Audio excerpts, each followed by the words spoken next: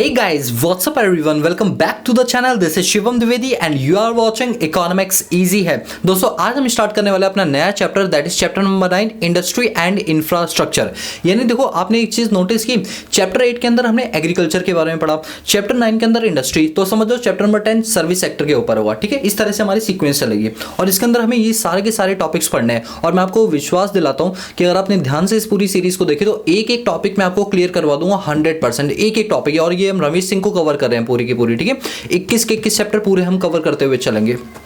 चलिए स्टार्ट करते हैं। देखो आज की क्लास का जो हमारा मेन टारगेट है that is 2 topics, that is introduction and review of industrial policy up to 1986। ठीक है, चलो इसके बारे में पढ़ते हैं। देखो अगर मैं सीधा बुक से आता हूँ, देखो इस वाले चैप्टर के अंदर, इस बुक के अंदर भी काफ़ी अच्छा लिखा हुआ है। मैं ये नहीं कहूँगा इस चैप्टर में बुक के अंदर कम अच्छा लिखा है, बट मैंने क्या किया ना, शॉर्ट नोट्स बनाए हैं। ठीक है, तो आप उन शॉर्ट नोट्स से पहले पढ़ो, इसके बाद हम बुक से भी पढ़ेंगे। और जितने भी हमारे शॉर्ट नोट्स होते हैं ये आपको अवेलेबल हो जाते हैं इंस्टाग्राम पर। उसके लिए हमारे पास, सॉरी इंस्टाग्राम कह रहा हूँ, जो टेलीग्राम चैनल है, और उसका लिंक मैंने डिस्क्रिप्शन बॉक्स में दे रखा है। आप वहाँ से उसको ज्वाइन कर लो ग्रुप को, और वहाँ पर आपको सारे के सारे नोट्स मिल जाएंगे। तो चलिए स्टार्ट करते हैं। पहले मैं आपका एक इंट्रोडक्शन बनाता हूँ, इसके बाद फिर हम इस पर बात करेंगे। ठीक है, चलो पहले बेस बनाते हैं। अच्छा सुनो मेरी बात को पहले ध्यान से।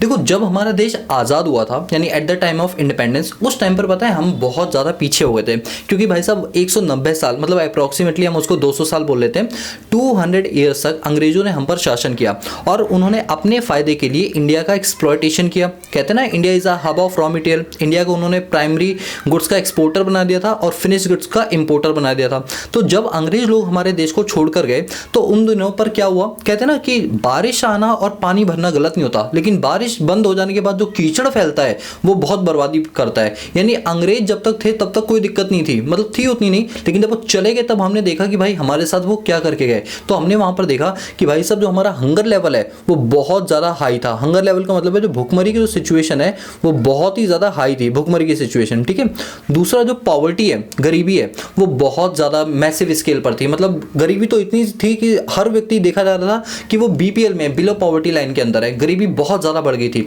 तीसरा फूड ग्रेन की शॉर्टेज होने लगी थी। देखो उन दिनों पर हमारी इकोनॉमी अग्रेरियन इकोनॉमी थी, लेकिन बावजूद इसके अंग्रेजों ने कभी ये कोशिश नहीं की कि हमारे एग्रीकल्चर को सुधारा जाए। उन्होंने उन चीजों को सुधारने की कोशिश की जो जिनको वो कॉमर्शियलाइज यानी बेच सकते थे, बाकी चीजों पर उन्होंने फोकस नहीं किया। तो ये अंग्रेजों का एक बहुत बड़ा वीक पॉइंट था जिसका खामियाजा हमको भुगतना पड़ा। और चौथी चीज की हमारा जो हेल्थ केयर फैसिलिटी है वो बहुत ज्यादा पूरा है। अरे ये तो छोड़ो, 2021 में अभी जो सेकंड वेव आई थी उसी में तुम देख लो अभी क्या हाल है। जब सारी टेक्नोलॉजी, एफडीए सब कुछ हमारे पास, तब तक तो हम सर्वाइव नहीं कर पा रहे। तो उन दिनों सोचो क्या हाल रहा होगा हमारा हेल्थ केयर स्ट्रक्चर के ऊपर। इन सब कमियों की वजह से हमारी जो इंडिया है वो बहुत ज़्यादा पीछे होकर चली गई। ठीक है, अगर जब हमारा देश आज़ाद हुआ 1947 में, जैसे ही देश आज़ाद हुआ तो नेहरू जी और महात्मा गांधी जी इन सब ने एक मीटिंग बुलाई और इस मीटिंग में ये सोचा कि आखिर हम ऐसा क्या करें कि इंडिया को हम दोबारा से पटरियों पर खड़ी कर सके। और जो हमारी नेबरिंग कंट्री है, जैसे आपकी चाइना हो गई, अफगानिस्तान, ईरान, ये सब जो कंट्री है बहुत ज़्यादा डेवलप हो रही थी। चलो ये भी छोड़ो, मैं जापान की बात करता हूँ, यूएस की बात करता हूँ, यूके की बात करता हूँ, ये जितनी भी इकोनॉमी है ये बहुत तेजी से ग्रो अप हो रही थी। तो उन दिनों पर एनालिसिस किया गया कि आखिर इनकी जो इकोनॉमी है वो इतनी ग्रो अप क्यों हो रही है। तो हमने देखा वहां पर जो है उन्होंने इंडस्ट्रियलाइजेशन बहुत ज़्यादा किया, इंडस्ट्रीज पे फोकस बहुत ज़्यादा किया। देखो एक चीज़ सोचना, उस टाइम पर जब हमारा देश आज़ाद हुआ था तो 2/3 पॉपुलेशन हमारी किस पर डिपेंड थी, एग्रीकल्चर पे। और हमारे पास एग्रीकल्चर के लिए अच्छा मौसम भी था। जैसे आप जानते हो इंडिया में 3 टाइप की जलवायु पाई जाती है और 2 तरह से हमारे 3 ही तरीके से हमारे यहाँ पर फार्मिंग की जाती है, रबी और खरीफ और जायद। तो जब ये सारी चीज़ें अवेलेबल थी, इवन हम इतने ज़्यादा पुअर थे जिसके चलते हम एग्रीकल्चर पे डिपेंड थे, तो उन दिनों पर हमें एग्रीकल्चर पे फोकस करना चाहिए था। लेकिन हमने क्या देखा कि बाकी लोगों की जो जीडीपी है वो बढ़ रही है क्योंकि उन्होंने अपने यहाँ पर इंडस्ट्रियलाइजेशन के कॉन्सेप्ट को अडॉप्ट किया। उनकी देखा देखी करते हुए हमने भी सोचा, मतलब इंडिया ने भी सोचा क्यों ना हम भी इंडस्ट्रियलाइजेशन का कॉन्सेप्ट स्टार्ट करें, क्यों ना हम भी इंडस्ट्रियलाइजेशन का कॉन्सेप्ट स्टार्ट करें और हम भी धीरे धीरे डेवलपिंग और डेवलपिंग से डेवलप्ड इकोनॉमी बन जाएंगे। क्योंकि हमने चाइना को देखा, हमने यूएस को देखा, हमने यूके को देखा, हमने फ्रांस को देखा, हमने जापान को देखा, हमने कनाडा को देखा। ये जितनी भी इंडस्ट्रीज हैं इनके अंदर इंडस्ट्रियलाइजेशन इतने मैसिव स्केल पर हुआ जिसके चलते इनका जो जीडीपी है वो बढ़ने लगा। तो हम इनसे बड़े इंस्पायर्ड हुए और हमने ये नहीं देखा कि क्या हम उसमें निपुण हैं, ये क्या हम उस लायक हैं, वो चीज़ें नहीं देखी, बस हम उनसे इंस्पायर्ड हो गए और हमने भी कहा कि चलो ठीक है अब हम इंडस्ट्रियलाइजेशन को प्रमोट करेंगे। यानी जो हमारी इंडियन इकोनॉमी थी, जो अग्रेरियन इकोनॉमी थी, अग्रेरियन क्यों थी? क्योंकि मोर देन 50% जीडीपी कहाँ से आता था? एग्रीकल्चर से आता था। हमने उसको शिफ्ट कर दिया कहाँ पर? इंडस्ट्रीज की ओर। और हमने कहा कि अब हमारी जो इंडिया है वो क्या होगी? इंडस्ट्रियल सेक्टर इकोनॉमी होगी। मतलब हमारा जो प्राइम मूविंग फोर्स होगा वो क्या होगा? इंडस्ट्री होगा। मतलब हमारे यहाँ पर जो बेसिक जो चीज़ होगी ऑक्यूपेशन के लिए वो क्या होगा? इंडस्ट्रीज होंगी। क्योंकि उन्होंने देख लिया था कि बाहर की कंट्रीज इंडस्ट्रीज को अडॉप्ट कर करके कितने आगे निकल गए, तो उन्हीं की देखा देखी में हमने भी एक काम करने की कोशिश की। जो हमारी वेस्टर्न इकोनॉमी है वो ऑलरेडी अपनी बुक्स में लिख चुकी थी अपनी सक्सेस स्टोरी कि हमारी जो इंडस्ट्रियलाइजेशन थी उसके चलते आज हम इतने आगे पहुंच गए। तो वही इंडिया ने भी एक्सेप्ट किया। तो इंडिया ने कहा कि चलो कोई बात नहीं, हम भी क्या करते हैं, इंडस्ट्रियल सेक्टर को प्राइम मूविंग फोर्स बना लेते हैं। कोई भी चीज़ होती है जिसके प्रो और कॉन्स होते हैं। प्रो ये था कि चलो अगर इंडस्ट्रियलाइजेशन कर ली, कल को हो सकता है हमारा जीडीपी बढ़े, इंडस्ट्रीज में काम करने के लिए एम्प्लॉयमेंट और स्किल्ड लेबर की जरूरत पड़ेगी तो एम्प्लॉयमेंट बढ़ेगा। बट इसके कॉन्स बहुत ज़्यादा थे इंडिया के लिए। क्यों? क्योंकि इंडिया के पास प्रॉपर टेक्नोलॉजी नहीं थी। देखो इंडस्ट्रियल सेक्टर खोलने के लिए आपके पास मशीनरी होनी चाहिए, प्रॉपर टेक्नोलॉजी होनी चाहिए। दूसरा, उस मशीन को ऑपरेट करने के लिए स्किल्ड लेबर होने चाहिए जो हमारे पास नहीं थे। तीसरा, इंफ्रास्ट्रक्चर होना चाहिए कि प्रॉपर लाइटिंग की सुविधा होनी चाहिए, प्रॉपर पानी, proper sanitation, proper treatment plants, मतलब इन सब चीज़ों की जरूरत पड़ती है। पूरे इंफ्रास्ट्रक्चर, इवन रोड्स भी हमारे पास उतनी अच्छी नहीं थी, कम्युनिकेशन के साधन भी उतने नहीं थे, तो हमारे इंफ्रास्ट्रक्चर की बहुत कमी थी। और सबसे बड़ी चीज़ की टेक्निकल लेबर और टेक्निकल स्किल्स की बहुत ज़्यादा कमी थी। हमने इंडस्ट्रीज को प्राइम मूविंग फोर्स तो बना लिया, लेकिन जब हमने देखा तो पाया कि भैया ये कौन सा है। ये तो मैंने मोटे मोटे तौर पे लिखे, कौन से बहुत सारे मिल जाएंगे आपको। अब क्या हुआ, हमने देखा कि देखो इन सब चीज़ों की कमी है। तो देखो ऐसा नहीं है कि कोई इकॉनमी पैदाइशी ये सारी चीज़ें लेकर बैठती है। हर इकॉनमी कहीं ना कहीं जीरो से ही स्टार्ट करती है, तब वो 100 पे पहुंचती है। यही चीज़ इंडिया ने भी सोची। तो इंडिया ने कहा कोई बात नहीं, अगर हमारे पास इन चीज़ों की कमी भी है ना तो हम इन कमियों को सुधारेंगे आने वाले टाइम के अंदर।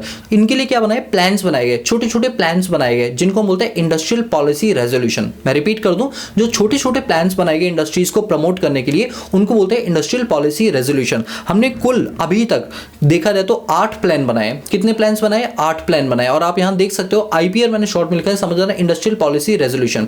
आईपीआर 1948 आजादी के 1 साल बाद ही हमने प्लान बनाया। फिर हमने 1956 को प्लान बनाया, फिर इंडस्ट्रियल पॉलिसी स्टेटमेंट 1969 को बनाया, फिर 1973, फिर 1977, 1980, फिर 1985 से 86 में, और 1991 में तो एलपीजी आया तो वहां तो मेजरली रिफॉर्म हमको करना पड़ा, पूरा रीडिजाइन और रीस्ट्रक्चर करना पड़ा। तो मतलब हमें कुल मिला के ये सारी की सारी पॉलिसीज पढ़नी है। क्लियर हुआ?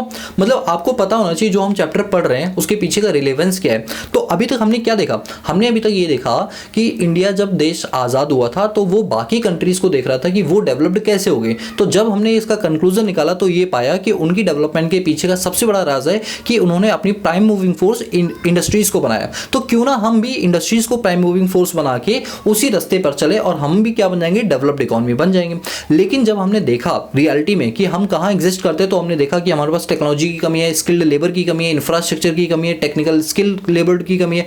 तो इनके चलते हमें क्या करने पड़े? छोटे छोटे प्लान्स बनाने पड़े, जिन प्लान के नक्शे कदम पे अगर हम चलेंगे तो कहीं ना कहीं हम ये जो जितने भी कॉन्स हैं इनको हम प्रो में कन्वर्ट कर देंगे। तो हमने कितने प्लान बनाए? टोटल 8 प्लान बनाए, जो कि कौन कौन से सन में थे? आज़ादी के पहले एक साल 1948 में, 1956 में, 1969 में, 1973 में, 1977 में, 1980 में, 1985, 86 में और 1991 में। ये सारे के सारे हमने क्या बनाए? अपने पास प्लान्स बनाए। क्लियर है? हमें यही सारे प्लान्स पढ़ने हैं। तो ये आपका इंट्रोडक्शन वाला पार्ट क्लियर हुआ?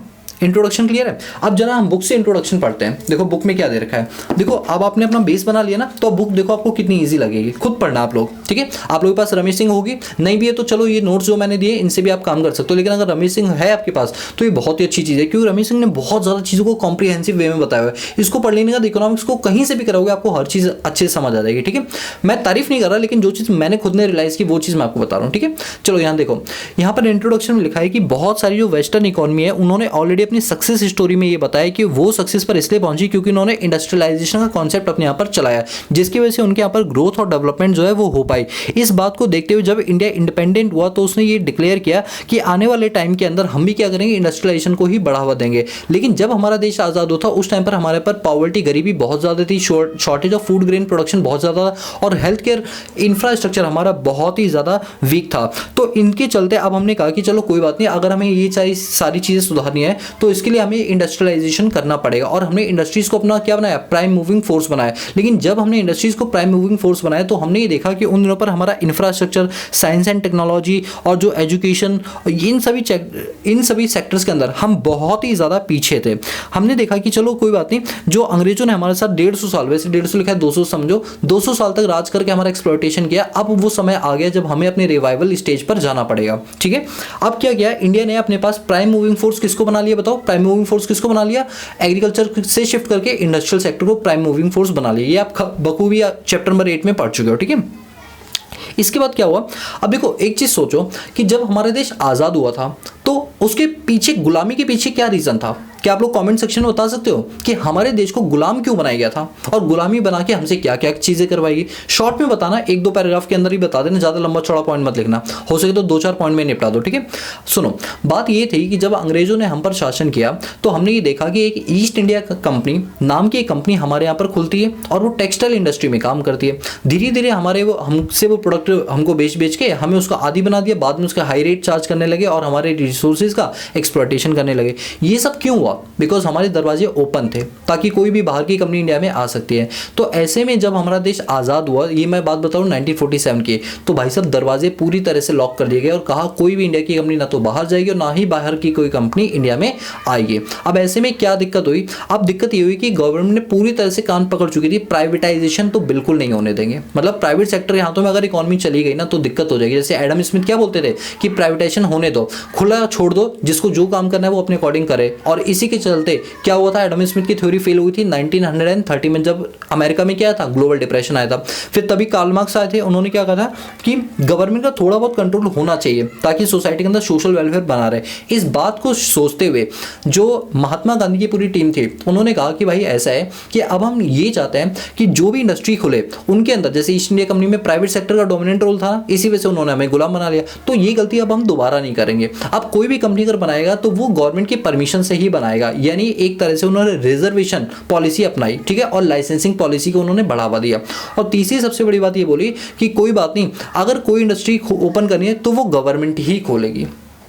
अगर कोई इंडस्ट्री खोलनी है तो वो गवर्नमेंट ही खोलेगी। अब आप कहोगे सर गवर्नमेंट ही क्यों, प्राइवेट सेक्टर क्यों नहीं खोलेगी? क्योंकि उन दिनों पर पैसों की बहुत कमी थी। अब क्या थी मैं आपको समझाता हूँ, देखो इस तरीके से समझना तो आपको सारी चीज़ें क्लियर हो जाएंगी। तो बात कुछ ऐसी है कि जब हमने देखा कि इंडस्ट्रीज खोलनी है तो प्राइवेट सेक्टर ने देखा कि अगर हमें एक इंडस्ट्री खोलना चाहते हैं तो उसके लिए हमें एक बहुत बड़ी लैंड की ज़रूरत है, एकड़ से अंदर लैंड की ज़रूरत है। इसके बाद जो रॉ मटेरियल हम लेंगे, लेट सपोज मैंने हरियाणा में, ठीक है, हरियाणा के अंदर मैंने अपनी क्या की फैक्ट्री ओपन की। अब हरियाणा से रॉ मटेरियल कहां से आ रहा है, मान लो पंजाब से आ रहा है, तो अगर पंजाब से रॉ मटेरियल कहां आएगा, हरियाणा, तो उसके लिए हमें क्या चाहिए, प्रॉपर रोड की फैसिलिटी चाहिए, प्रॉपर हमें ट्रेन की फैसिलिटी चाहिए जहां से हम अपना माल कहां तक ले जा पाए, हरियाणा तक ले जा पाए, जो उन दिनों पर उतनी थी नहीं। इसके बाद जब हरियाणा में अपनी इंडस्ट्री खोलोगे तो आपके पास लेबर्स की जरूरत पड़ेगी। अब लेबर्स का अपॉइंटमेंट कहां से किया जाए, कौन कौन से शहर से कैसे कैसे लेबर्स को मंगाया जाए। इसके बाद जब इसके आसपास आगे जब ये इंडस्ट्री खोलेंगे तो बगल में कई सारे बैंकिंग, कई सारे होटल्स, कई सारे बिल्डिंग्स बनेंगी जहां पर लोग, कर्मचारी और उनकी फैमिली लोग रहेंगे, स्कूल्स खुलेंगे, हॉस्पिटल्स खुलेंगे। तो इन सब का मैनेजमेंट कौन करेगा? तो ये सारा काम प्राइवेट सेक्टरों के लिए एक बहुत बड़ी इन्वेस्टमेंट थी। तो प्राइवेट सेक्टर चाहकर भी इनके अंदर इंटरफेयर वैसे ही नहीं होना चाहता था। तो अल्टीमेटली इतना लमसम पैसा किसके पास होता है, गवर्नमेंट के पास होता है। तो गवर्नमेंट ने कहा जब हम ही पूरा कंट्रोल करेंगे तो इसको हम नाम देंगे PSU का, public sector undertaking units. Public sector undertaking units, इन्हीं को बोला जाता है PSU। तो गवर्नमेंट ने ये बोला कि अब कोई भी अगर इंडस्ट्री खोलना चाहेगा तो पहले तो हमसे परमिशन लेगा, और तुम्हें परमिशन की जरूरत, हम तुम्हें परमिशन वैसे भी नहीं देंगे। क्यों? क्योंकि हम खुद जितनी भी बड़ी बड़ी इंडस्ट्रीज हैं उनको हम सेटअप करेंगे। किसके थ्रू? PSUs के थ्रू, पब्लिक सेक्टर अंडरटेकिंग के थ्रू। तो वही लिखा हुआ है कि इंडस्ट्रियल सेक्टर जो है वो बहुत ज़्यादा डोमिनेंट रोल प्ले कर रही थी। स्टेट मतलब गवर्नमेंट की बात कर रहे हैं, ठीक है। गवर्नमेंट का डोमिनेंट पोजीशन, डोमिनेंट मतलब मेन रोल किसका था? गवर्नमेंट का था। और यहाँ पर जो गवर्नमेंट कंपनीज हैं उन्होंने क्या बना ली? PSUs बना ली, ताकि जो कॉलोनियल गवर्नमेंट में हमने गलतियां की वो दोबारा से ना की जाए। और ऐसे में हमने देखा कि जो हमारी इकोनॉमी है वो ग्रो अप तो कर रही थी, लेकिन कहीं ना कहीं उसमें गवर्नमेंट का पूरा क्या था? कंट्रोल था। तो ये बताओ, आपको इंट्रोडक्शन फेज समझ आया? इंट्रोडक्शन। अच्छा, मैंने बुक के ऊपर कुछ चीज़ें लिखी हुई है। ये क्या होता है ना कि जब भी मुझे कोई पॉइंट याद आता है मैं बुक पे लिख लेता हूँ, क्योंकि अल्टीमेटली जब भी हम पढ़ाई करें तो बुक से करेंगे ना, तो वो चीज़ हमारे पास होनी चाहिए। तो मैंने लिखा इंडिया को एग्रीकल्चर सेक्टर को प्राइम मूविंग फोर्स बनाना चाहिए था आज़ादी के बाद, क्योंकि हमारे पास एग्रीकल्चर की लैंड थी, प्रॉपर साधन थे, थोड़ा बहुत जो नहीं था उसको अगर हम सुधारते तो चीज़ें अच्छी बनाई जा सकती थी। बट क्योंकि हम वेस्टर्न कल्चर को फॉलो कर रहे थे तो वहाँ पर इंडस्ट्रियलाइजेशन हो रहा था। देखा गया हमारे पास ना तो कैपिटल अच्छी है, ना टेक्नीशियंस है, ना टेक्नोलॉजी है, ना इंफ्रास्ट्रक्चर है, बट स्टिल हमने उसको चूज़ कर लिया और हमने यही अपने पैरों पे कुल्हाड़ी मारी। क्योंकि कुछ टाइम के बाद हमने क्या किया, इसको कन्वर्ट किस में दोबारा कर लिया था, एग्रीकल्चर में। फिलहाल अभी ये मुझे बताओ, इंट्रोडक्शन समझ आया? इंट्रोडक्शन वाला पार्ट आप लोगों को क्लियर है? यहाँ तक तो कोई दिक्कत नहीं। चलो अब ये बताओ, इंडस्ट्रीज को प्रमोट करने के लिए हमने कितने प्लान्स बनाए? टोटल 8 प्लान बनाए। 1948, 1956, 1969, 1973, क्योंकि अभी से हिंदी में नहीं बोल पाऊंगा 1977, 1980, 1985, 86 और 1991, ये सारे के सारे प्लान्स हमें पढ़ने हैं। आज की क्लास में मैं आपको जो पहले 2 प्लान है ये पढ़ा देता हूँ, फिर बाद में ये सारे प्लान्स पढ़ा दूंगा, ठीक है? चलो स्टार्ट करते हैं। देखो सबसे पहला प्लान, देखो जो हेडिंग हमारी वो क्या बोला है कि 1986 तक का रिव्यू है, फिर 1981 का रिव्यू अलग से दिया हुआ है, ठीक है? चलो स्टार्ट करते हैं। इंडस्ट्रियल पॉलिसी रेजोल्यूशन 1948, जब हमारा देश आज़ाद हुआ उसी के अगले साल हमने क्या कहा? पहली बात तो हम बिल्कुल क्लियर कट थे कि हमें करना क्या है। अच्छा रुको, इसको भी मैं बुक से नहीं पढ़ाऊंगा, इसको पहले मैं नोट से पढ़ाऊंगा, फिर हम बुक से रीडिंग करेंगे तो हमें ज़्यादा चीज़ें जो हो जाएंगी वो क्लियर हो जाएंगी, ठीक है? चलो आओ पहले इससे पढ़ते हैं। ये रहा हमारा जैसे ये था ना IPR 1948, ठीक है? तो ये रहा देखो IPR 1948, ठीक है? Industrial policy resolution 1948। Once again मैं बोल दूँ, अगर आप ये नोट्स हमारे चाहते हो शॉर्ट वाले, तो इसके लिए आप हमारा टेलीग्राम चैनल ज्वाइन कर लो, लिंक डिस्क्रिप्शन बॉक्स में दे रखा है। अगर लिंक काम ना करे तो इकोनॉमिक CGA टाइप कर देना टेलीग्राम पे, वो आपको मिल जाएगा और उसको ज्वाइन कर लो। सारी की सारी PDF फाइल मैं वहां अपलोड करते रहता हूँ, ठीक है? सुनो, इंडस्ट्रियल पॉलिसी रेजोल्यूशन 1948। अब यहां पर क्या हुआ, यहाँ पर हमने 4 चीज़ों पर फोकस किया। नंबर 1, हमने सबसे पहली चीज़ एक लिस्ट बनाई। कौन कौन सी लिस्ट बनाई? सेंट्रल और स्टेट लिस्ट बनाई, और उसमें हमने डिवाइड कर दी इंडस्ट्रीज़ को कि सेंट्रल यानी सेंट्रल गवर्नमेंट कौन कौन सी इंडस्ट्रीज़ को रन अप करेगी और स्टेट गवर्नमेंट कौन कौन सी इंडस्ट्रीज़ को रन अप करेगी, ठीक है? अब क्योंकि देखो यहाँ पर प्राइवेट सेक्टर का थोड़ा सा रोल कम रखा है, बिकॉज हम बहुत ज़्यादा सहमे हुए थे कि कहीं ऐसा ना हो प्राइवेट सेक्टर आगे फिर अपनी मनमर्जी चलाए, तो गवर्नमेंट का इंटरवेंशन होना बहुत जरूरी है। कार्ल मार्क्स वाली कहानी याद करना, ठीक है? अपने पुराने चैप्टर से इस चैप्टर को लिंक किया करो, जैसे मैंने अभी लिंक करवाया एडम स्मिथ, कार्ल मार्क्स। नहीं करोगे तो मैं करवा के रहूंगा लिंक, ठीक है? आपको कैसे नहीं याद होगी चीज़ें। तो देखो लिस्ट प्रिपेयर की गई सेंट्रल और स्टेट की। सेंट्रल लिस्ट में कोल को, पावर को, रेलवेज को, सिविल एविएशन को और डिफेंस को, ये सारा काम किसको दे दिया? सेंट्रल गवर्नमेंट को दे दिया। स्टेट लिस्ट में स्टेट गवर्नमेंट को क्या क्या दे, जैसे पेपर इंडस्ट्री हो गया, मेडिसिन हो गया, टेक्सटाइल हो गया, रिक्शा, जो 2 व्हीलर्स हो गए, ये सारे इंडस्ट्रीज किसको दे दी हमने? स्टेट गवर्नमेंट को दे दी। तो अब जब चीज़ें डिवाइड हो चुके तो आपस में क्या होगा? कोई कंफ्लिक्ट नहीं होगा इनके आपस में, ठीक है?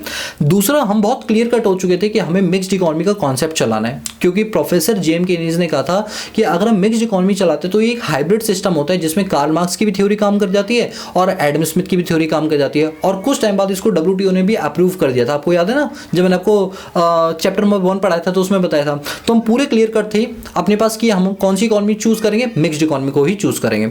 तीसरा आया प्राइवेट सेक्टर इन्वेस्टमेंट। देखो अगर हम पूरा कंट्रोल 100% गवर्नमेंट कंट्रोल कर लेगी तो भाई गवर्नमेंट भी जानती है उनके पास एक लिमिटेड फंड है, वो ऐसा नहीं कि हर जगह को संभाल पाएंगी, तो थोड़ा सा प्राइवेट इंटरवेंशन होना चाहिए। लेकिन प्राइवेट इंटरवेंशन हम उन सेक्टरों में देंगे जो इन दोनों लिस्टों के अंदर कवर नहीं होती, जो छुटपुट काम हो गए, जैसे तंबाकू हो गया, ठीक है, और आपका कॉटेज इंडस्ट्री हो गया। इन सब चीजों पर फोकस कौन करेगा? प्राइवेट सेक्टर करेगा। तो लिखा हुआ है साफ साफ कि प्राइवेट सेक्टर में यहां पर वो इंडस्ट्री कवर वो आएंगी जो कि कवर नहीं हुई स्टेट और सेंट्रल लिस्ट में। क्लियर हुआ?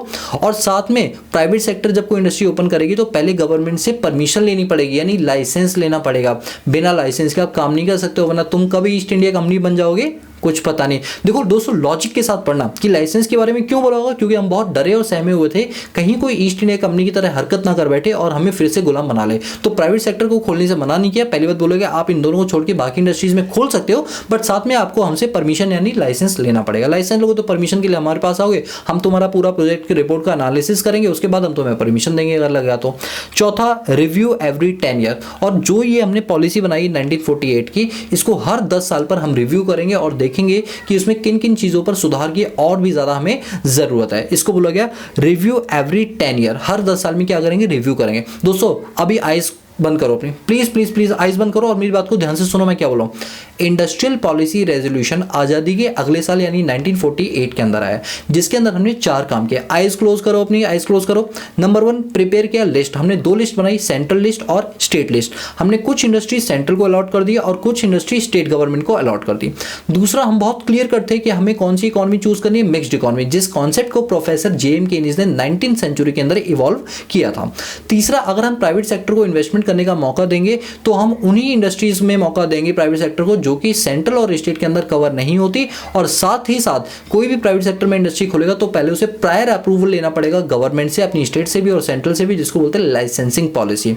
चौथा, जो भी हमने 1948 में आईपीआर बनाया है इसको हम रिव्यू करेंगे हर 10 साल पे, और जरूरत पड़ी तो हम उसमें चेंजेस भी लेकर आएंगे, क्योंकि एक डिकेड के बाद कई सारी चीजें, टेक्नोलॉजिकल भी चेंजेस आ जाते हैं, डेमोग्राफिकल भी चेंज आ जाता है, तो हमें अपनी पुरानी चीजों को थोड़ा सा चेंज करना पड़ता है ताकि हम नए मौसम के अनुसार चीजों को ढाल पाए। तो आपको ये समझ आया इंडस्ट्रियल पॉलिसी रेजोल्यूशन 1948 क्या कहता है? भाई ये बताओ ना प्लीज प्लीज, समझ आया?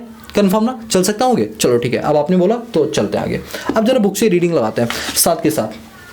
भाई ऐसे कैसे तुम्हारी इकोनॉमिक्स स्ट्रांग नहीं होगी, हम करके रहेंगे। आओ सुनो, इंडस्ट्रियल पॉलिसी रेजोल्यूशन 1948 ये कब स्टार्ट हुई? इसका अगर आपको इसकी पूरी डेट याद करें तो 8 अप्रैल 1948 को स्टार्ट हुई। इसने क्या बोला कि हमारी इकोनॉमी जो है, हम इकोनॉमिक पॉलिसी बनाएंगे, और याद रखना हमारी पहली इंडस्ट्रियल पॉलिसी 1948 के अंदर बनाएगी। तो 2 चीज़ें याद कर लो, पहला डेट याद कर लो 8 अप्रैल 1948, दूसरा ये आईपीआर पहला आईपीआर है। इससे पहले इंडस्ट्रियल पॉलिसी अगर बनाई थी तो अंग्रेजों ने बनाई थी, बट हम लोगों ने, इंडियंस ने जो पहली इंडस्ट्रियल पॉलिसी बनाई वो 1948 को बनाई, ठीक है। इसके अंदर 4 बातें बोलेगी, जैसे मैंने आपको बताया ना कि हम कौन सी इकोनॉमी चलाएंगे, मिक्स्ड इकोनॉमी चलाएंगे। कुछ इंडस्ट्रीज को किस में डाल गया? सेंट्रल लिस्ट में, जिसके अंदर कोल आ गया, पावर आ गया, railway, civil aviation, arms, ammunition और डिफेंस वगैरह की चीज़ आ गई। स्टेट लिस्ट में क्या आ गया? आपका पेपर आ गया, मेडिसिन, टेक्सटाइल, साइकिल, रिक्शा और 2 व्हीलर्स वगैरह आ गए। और तीसरा कि हम प्राइवेट सेक्टर के लिए भी कुछ चीज़ें ओपन कर देंगे, लेकिन लेकिन लेकिन लेकिन कुछ कंपलसरी लाइसेंसिंग के साथ, कि उनको पहले प्रायर अप्रूवल लेना पड़ेगा गवर्नमेंट से, लाइसेंस लेना पड़ेगा, तब वो ये काम कर सकते हैं। और हर 10 साल पे हम क्या करेंगे? अपनी पॉलिसीज़ का रिव्यू करेंगे। अच्छा एक बात बताना प्लीज़, कमेंट सेक्शन में बताना, इन नोट्स को पढ़ने के बाद बुक इजी लगती है नहीं लगती है? अगर नहीं लगती हो डायरेक्टली बुक से पढ़ाना तो मुझे बता दें, बेकार इतनी मेहनत करता हूँ आप लोगों के लिए, फिर मैं सीधा यहाँ से पढ़ा लूँगी, इसमें तो मेरा काफ़ी टाइम बचेगा, ठीक है। आप प्लीज़ एक बार कमेंट करके मुझे बता देना, ठीक है। वैसे तो मुझे तुम्हारा आंसर पता है, लेकिन फिर भी भाव तो खाऊंगा ना थोड़े से। चलो अब बात करते हैं अगले, इंडस्ट्रियल पॉलिसी रेजोल्यूशन 1956। भाई भाव खाना मेरा हक बनता है तुम लोगों से, क्यों ना खाऊं, ठीक है। हो तो इकोनॉमिक्स इजी के फैमिली मेंबर ना, तो इतना तो मेरा हक बनेगा यार, तुमसे इतना बुलवाऊँ मैं। आओ सुनो, इंडस्ट्रियल पॉलिसी रेजोल्यूशन 1956। अच्छा एक मिनट मैं एक बात बताता हूँ। आपके मन में क्वेश्चन आ रहा है सर 1948 के अंदर आईपीआर आया था और उसके अंदर बोला गया था हम हर 10 साल पे रिव्यू करेंगे, तो 1948 से जो 10 साल होते हैं वो तो 1958 होते हैं, लेकिन अगली पॉलिसी तो 1956 में ही आ गई, 2 साल पहले। भाई गवर्नमेंट इतनी ज़्यादा खुश थी, पहली बात तो आज़ादी की खुशी थी हमें, और उससे भी बड़ी बात ये थी कि जो हमने आईपीआर 1948 में बनाया था ये इतना सक्सेसफुल रहा कि गवर्नमेंट इतनी एंथुसियास्टिक होगी कि भाई साहब अब तो और भी हमें चेंजेस करने ताकि और भी ज़्यादा इंडस्ट्रियलाइजेशन हो पाए। 10 साल भी पूरे नहीं हो पाए थे, 8वें साल ही हमने मेजर चेंजेस कर दिए। कहा कौन 2 साल और वेट करेगा, बहुत अच्छे से काम चल रहा है, चलो और चीज़ें चेंज करते हैं जिससे और भी अच्छा हो पाए। तो अगली जो पॉलिसी है वो 10वें साल से पहले यानी 8वें साल ही आ गए। तो इसीलिए इंडस्ट्रियल पॉलिसी रेजोल्यूशन जो अगला आया वो कब आया? 1956 के अंदर आया। अब इसके अंदर क्या बोला गया, ध्यान से सुना एक एक चीज़ को। पहली बात बोला गया कि हम इंडस्ट्रीज का रिजर्वेशन करेंगे। रिजर्वेशन मतलब कि पर्टिकुलरली ये इंडस्ट्रीज ये कंपनी खोलेंगी, पर्टिकुलरली ये इंडस्ट्री ये खोलेंगी, ठीक है। तो हमने क्या किया, रिजर्वेशन कर दिया। हमने इसके लिए 3 शेड्यूल बनाए, schedule A, schedule B, schedule C. Schedule A के अंदर 17 कंपनियों को रखा गया जिसको सेंट्रल पीएसयूज बोलते हैं, ठीक है, पब्लिक सेक्टर अंडरटेकिंग, जिसमें सिर्फ और सिर्फ किसका रोल होगा? सेंट्रल गवर्नमेंट का रोल होगा। और ऐसी कितनी इंडस्ट्रीज है? टोटल 17 इंडस्ट्रीज है। ये चाहती थी, ये जो सेंट्रल आपके पब्लिक सेक्टर अंडरटेकिंग है, ये मोनोपोली पावर क्रिएट करना चाहती थी कि इस पर्टिकुलर सेगमेंट के अंदर सिर्फ गवर्नमेंट इंडस्ट्रीज ही काम करेंगे और कोई भी काम नहीं करेगा, ठीक है। दूसरा शेड्यूल बी के अंदर 12 इंडस्ट्रीज को काउंट किया गया जिसमें स्टेट गवर्नमेंट जो है वो प्रमोट करेगी, मतलब उसका भी कंट्रोल होगा ताकि प्राइवेट सेक्टर भी उसमें इन्वॉल्वमेंट ले पाए। देखो यहाँ पर state government plus private sector है, यहाँ पर प्राइवेट सेक्टर को निगरानी में रखा जाएगा स्टेट गवर्नमेंट की, कि स्टेट गवर्नमेंट उन पर निगरानी रखा, उनको स्पॉन्सर करे। और अगर कोई प्राइवेट, देखो अगर ये 12 इंडस्ट्री में स्टेट गवर्नमेंट अपना पूरा इंटरवेंशन करेगी तो कोई दिक्कत नहीं है। मान लो वो प्राइवेट को इन्वॉल्व करना चाहती है तो क्या करना पड़ेगा, उन्हें लाइसेंस लेना पड़ेगा, कंपलसरी लाइसेंसिंग। तो आप ऐसे याद कर लो, शेड्यूल ए की 17 इंडस्ट्रीज सेंट्रल गवर्नमेंट के हाथों में, शेड्यूल बी की 12 इंडस्ट्रीज स्टेट स्टेट गवर्नमेंट के हाथों में। और जो इन दोनों इंडस्ट्रीज के अंदर कवर नहीं हुई वो किसके लिए खुला सांड की तरह छोड़ दी? प्राइवेट सेक्टर वालों के लिए। किसके लिए छोड़ दी? प्राइवेट सेक्टर वालों के लिए। और इनको बोला कि आप जो है इंडस्ट्रीज और डेवलपमेंट रेगुलेशन एक्ट के दायरे में आकर ही काम करोगे। किसको? प्राइवेट कंपनीज को, यानी प्राइवेट एंटरप्राइजेस को बोला कि आपके लिए हमने इंडस्ट्रियल डेवलपमेंट रेगुलेशन एक्ट बनाया, उसके तरह से आप काम करोगे, यानी आपके ऊपर भी हमने क्या रखा है? एक मॉनिटरिंग अथॉरिटी रखी हुई है। क्लियर हुआ? इसके बाद दूसरा है कंपलसरी लाइसेंसिंग। कंपलसरी लाइसेंसिंग में क्या बोला गया कि आप लोगों को अगर कोई भी जो शेड्यूल बी और सी में कवर हो रही है, जैसे बी में देखो प्राइवेट आ रहा है, हाँ, सी में भी प्राइवेट आ रहा है पूरी तरह से, इन दोनों लोगों को कंपलसरी लाइसेंस लेना पड़ेगा। मतलब अगर ये इंडस्ट्री स्टार्ट करना चाहती है तो इन्हें गवर्नमेंट से परमिशन लेनी पड़ेगी। तीसरा, एक्सपेंशन ऑफ पब्लिक सेक्टर। हम चाहते थे कि जो गवर्नमेंट का इंटरवेंशन है वो ज़्यादा है, तो पीएसयूज हम ज़्यादा से ज़्यादा ओपन करना चाहते थे। चौथा, रीजनल डिस्पैरिटीज़। रीजनल डिस्पैरिटीज़ क्यों पाई जा रही थी? देखो, पीएसयूज के लिए गवर्नमेंट ने बोला था कि पीएसयूज हम उन एरियाज में खोलेंगे जो अंडर डेवलप्ड है, जैसे गाँव है, क्योंकि जब गाँव में पीएसयूज खोलेंगे तो ट्रांसपोर्टेशन बढ़ेगा, कम्युनिकेशन बढ़ेगा, गाँव के लोगों को रोजगार मिलेगा, बच्चों को पढ़ने के लिए एक अच्छा साधन मिलेगा, कई सारी छोटी छोटी फैक्ट्रियाँ और दुकानें खुलेंगी, जिससे कि रीजनल जो है रीजनल जो इंफ्रास्ट्रक्चर है वो डेवलप होगा। लेकिन इसकी एक खामी थी। खामी क्या थी कि जब हर इंडस्ट्री, हर पीएसयू कहाँ खुलेगी? गांव में खुलेगी, रूरल एरियाज में। तो अर्बन एरियाज भी उस टाइम हमारे को इतने ज़्यादा डेवलप नहीं थे, तो देखा है गाँव में विकास हो रहा है, लेकिन अर्बन एरियाज में या सेमी अर्बन एरियाज में वो विकास नहीं हो रहा, जिसकी वजह से रीजनल डिस्पैरिटीज यानी कुछ विविधताएं पाई गई। आई डोंट नो मैंने हिंदी सही बोली नहीं बोली, लेकिन हाँ कुछ चीज़ें इसमें अलग चीज़ें पाई गई, कुछ एरिया ज़्यादा डेवलप है, कुछ एरिया कम डेवलप है। पांचवा, focus on small scale industries. इन्होंने khadi village, small scale industries पर ज़्यादा फोकस किया, क्योंकि ये जितनी छोटी छोटी कंपनियां होती हैं ना, अगर हम इनको मर्ज कर दे तो एक बड़ी कंपनी बन सकती है, तो इसलिए हमें छोटी छोटी कंपनी पर फोकस करना बहुत ज़्यादा ज़रूरी है। और छठा, प्रायोरिटी टू एग्रीकल्चर। अब हमें ऐसा लगने लगा था, देखो आपको याद है जो हमारा फर्स्ट 5 ईयर प्लान है वो 1951 से लेकर 56 तक चला था, और 56 से 61 तक सेकंड 5 ईयर प्लान चला था। सेकंड 5 ईयर प्लान के अंदर हमें समझ आ गया था कि एग्रीकल्चर पे फोकस करना भी हमारे लिए जरूरी है, बिकॉज इंडस्ट्रीज को चलाने के लिए एग्रीकल्चर क्या प्रोवाइड कराती है? रॉ मटेरियल प्रोवाइड करवाती है। तो आपको समझ आएगा कि आईपीआर 1956 में क्या होता, इंडस्ट्रीज को 3 पार्ट में डिवाइड किया, शेड्यूल ए, बी और सी।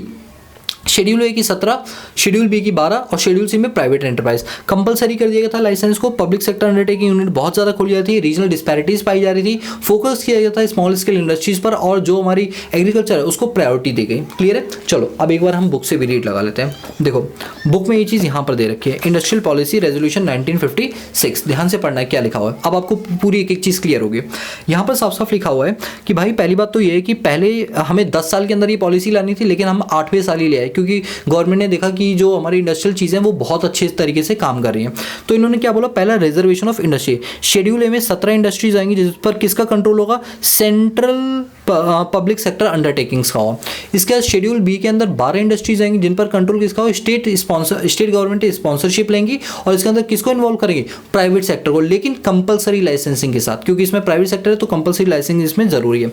और शेड्यूल सी के अंदर सारी वो कंपनी आएंगी जो प्राइवेट सेक्टर है, मतलब जो ए और बी में कवर नहीं हुई वो सारी सी के अंदर आएगी, जिसमें प्राइवेट अपना एंटरप्रेन्योरशिप काम कर सकता है, लेकिन लाइसेंस के साथ, क्योंकि प्राइवेट है ना तो लाइसेंस तो पहले इनको लेना ही पड़ेगा गवर्नमेंट से। ठीक है? और जो ये है ना, ये पीएसयूज का जो कॉन्सेप्ट आप देख रहे हो, इसको हम टेम्पल ऑफ मॉडर्न इंडिया बोलते हैं, क्योंकि इंडिया को डेवलप करने के लिए नेहरू जी से बहुत ज़्यादा इंप्रेस थे। नेहरू जी चाहते थे कि ये इंडस्ट्री प्राइवेट तो होनी ही नहीं चाहिए, सारी पीएसयूज होनी चाहिए, तो इसलिए इसे नेहरूजियन मॉडल भी बोला जाता है। तो वही चीज़ यहाँ पर लिखी कि इंडस्ट्रियल पॉलिसी के अंदर पीएम जो थे पंडित जवाहरलाल नेहरू, वो इस पीएसयूज को पता है क्या बोलते थे? Temple of modern India. ये हमारे मंदिर है जिसमें हम पूजा पाठ करके अपनी रोजी रोटी चलाते हैं। ठीक है? दूसरा, प्रोविजन ऑफ लाइसेंसिंग। आपको है ना, लाइसेंसिंग पॉलिसीज को हमने क्या किया था? बढ़ाया था, और हमने कहा था कि वो सभी कंपनियां जो शेड्यूल बी और सी के अंदर कवर होती हैं उन सभी को लाइसेंस लेना पड़ेगा, प्रायर परमिट लेना पड़ेगा। दोस्तों इसका एक डीमेरिट है। डीमेरिट क्या था कि जब बड़ी बड़ी इंडस्ट्रीज होती थी ना, वो क्या करती थी, गवर्नमेंट के साथ साझगांठ करके लाइसेंस ले लेती थी, तो इनका पूरा फोकस जो है ना वो सारा का सारा किस पर हो गया? मोनोपोली क्रिएट करने के लिए हो गया। तो इससे इस लाइसेंस का घाटा ये था कि जो छोटे छोटे व्यापारी थे वो लाइसेंस नहीं ले पा रहे थे, और बड़े बड़े व्यापारी घूस दे के लाइसेंस ले लेते थे, तो वो मार्केट में मोनोपोली चलाती थी। गिनी चुनी 4-5 ही कंपनी होती थी जो सेगमेंट के अंदर होती थी, जिसको इन्होंने ने नाम दिया लाइसेंस कोटा परमिट। एक तरह से लाइसेंस कोटा बन गया था कि हम सेलेक्टिव लोगों को ही देंगे, जबकि ऐसा नहीं होना चाहिए। ये एक तरह से राज चलने लगा। वही चीज़ मैंने ऊपर लिखी हुई है कि लाइसेंस कोटा परमिट में बड़ी बड़ी कंपनी ब्यूरोक्रेसी के अंदर आके ब्राइब देके, ब्राइब मतलब रिश्वत दे के वो लाइसेंस ले लेती थी और मोनोपोली क्रिएट करने की कोशिश करती थी। जहां हमारा मेन फोकस होना चाहिए था प्रोडक्शन के ऊपर, हम प्रोडक्शन छोड़ के लाइसेंस पर फोकस कर रहे थे, अपना कैसे राज बढ़ाना उस पर फोकस कर रहे थे। तीसरा, expansion on public sector undertaking. Government पूरी तरह से चाहती थी कि जितनी भी बड़ी बड़ी इंडस्ट्रीज हैं वो सारी क्या हो, PSUs हो। लेकिन इसी के देखा देखी हमने देखा कि रीजनल डिस्पैरिटीज पाई जाती है। रीजनल डिस्पैरिटीज मतलब कुछ इलाके जहां पर PSUs के लिए वो तो डेवलप हो गए, लेकिन बाकी एरिया जो है वो अंडर डेवलप रह गया। इम्फेसिस किया गया स्मॉल इंडस्ट्रीज पर, जैसे खादी विलेज हो गया, खादी हो गया या विलेज इंडस्ट्रीज हो गया, इन पर हमने ज़्यादा फोकस किया, बाकियों पर थोड़ा कम फोकस किया। और एग्रीकल्चर सेक्टर पर हमने खासा फोकस किया। क्लियर हुआ? और यहाँ पर लिखा हुआ है कि आप जानते हो जो हमारा ये IPR जो है ये 1956 है ना, इसमें इतनी अच्छी चीज़ें लिखी थी कि 1991 में भी हम इन्हीं चीज़ों को फॉलो अप करते हुए थे। यानी इतने साल हो जाने के बाद भी 1991 के अंदर जो पॉलिसीज थी वो इन्हीं पर बेस्ड थी। थोड़ा बहुत चेंज किया गया, बाकी मेन चीज़ें सारी यही की गई थी। यानी ये पॉलिसी बहुत ज़्यादा कारगर साबित हुई। तो आप ये बताओ, क्या आपको आज की क्लास की दो चीज़ें समझ आई, IPR 1948 और IPR 1956? दोनों चीज़ें क्लियर है? क्लियर है ना, कोई दिक्कत तो नहीं? बाकी चीज़ें हम नेक्स्ट क्लास में करेंगे, क्योंकि मैं वीडियो बहुत लंबी नहीं खींचना चाहता। चीज़ें इतनी करो जितनी आप डाइजेस्ट कर पाओ, ठीक है? और अच्छे से रिवीजन करना, वीडियो को 2-2 बार देख लेना, ताकि आपको ये चैप्टर बहुत क्रिस्टल क्लियर हो, क्योंकि अब जितने चैप्टर आएंगे बड़े ही मजेदार चैप्टर आने वाले हैं, ठीक है दोस्तों? अगर आपको हमारे ये काम पसंद आ रहा हो तो प्लीज़ हमें सपोर्ट करने के लिए चैनल को लाइक से सब्सक्राइब जरूर करना। बाकी मिलते हैं नेक्स्ट क्लास में, तब तक के लिए पीस आउट।